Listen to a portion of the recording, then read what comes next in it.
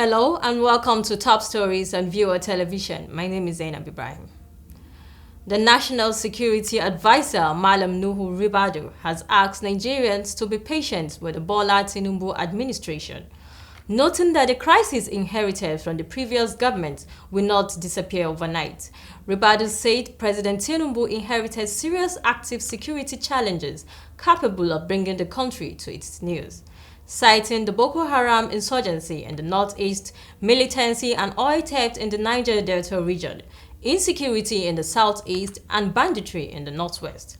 The NSA stated this in Uyo, Akwa Ibom State, while speaking at the ongoing 19th Annual Nigerian Editors Conference. Banks now owe telecommunication firms 200 billion naira for unstructured supplementary service data services. This is following a slowing of negotiations between the banks and telcos. Telecom operators disclosed these at the Nigerian Communications Commission Industry Interactive Session with the new Executive Vice Chairman, Chief Executive Officer of the Commission, Dr. Aminu Maida. The Association of Licensed Telecommunications Operators of Nigeria, on behalf of the telcos, stressed that the debts will not be given acting chairman Benga Adebayo, in his goodwill address to the EVC, said, "The banks owe us money. The debt is now over 200 billion naira. It won't go away. No one will forget the debt if the money is not paid." The Court of Appeal in Abuja has voided the election of Dauda Lawal as the governor of Zamfara State. The three major panel of justices, led by Justice Omoluye Jumbo Ojo, ordered a rerun of the election in the three local governments of Birnam Magaji, Bukuyum, and Maradun. In the late judgment delivered by Justice Saibul Nwaka Gbagi, the appellate court faulted the Independent National Electoral Commission use of IREF for the collation of results, when the Supreme Court had ruled that it is not a result collation system, but only for public viewing. Meanwhile, the appellate court has fixed today for judgment and the appeals emanating from the Election Petitions Tribunal of Kano and Bauchi State.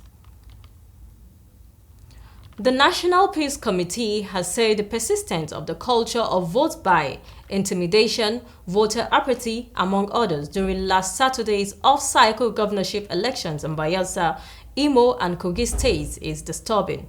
The chairman of the committee, former head of state General Abdusalami Abubakar, said this on Thursday in a statement he personally signed, in which he also urged aggrieved parties to seek redress in the courts and not to lose hope in the judiciary.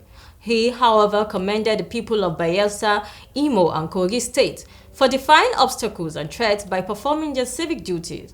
We encourage our people to remain resilient and to use our experiences to correct the mistakes in the process of our elections. Osun State Governor Ademola Adeleke yesterday suspended the Chief Judge, Justice Oyebola Adepelo Ojo, replacing her with Justice Yinka Afolabi in an acting capacity. This is despite an interim injunction by Justice Dele Peters of the National Industrial Court sitting in Ibadan, restraining the governor from removing the CJ or terminating her appointment.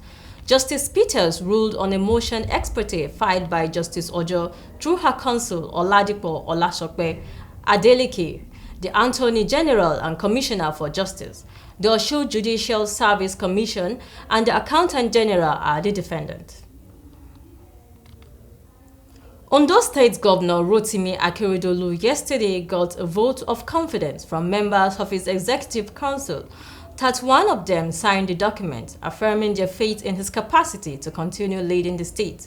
Two commissioners, Razak Obe for Energy, Mines and Mineral Resources, and Akewomi Sowore for Commerce, Industry and Cooperative, however, failed to endorse the document.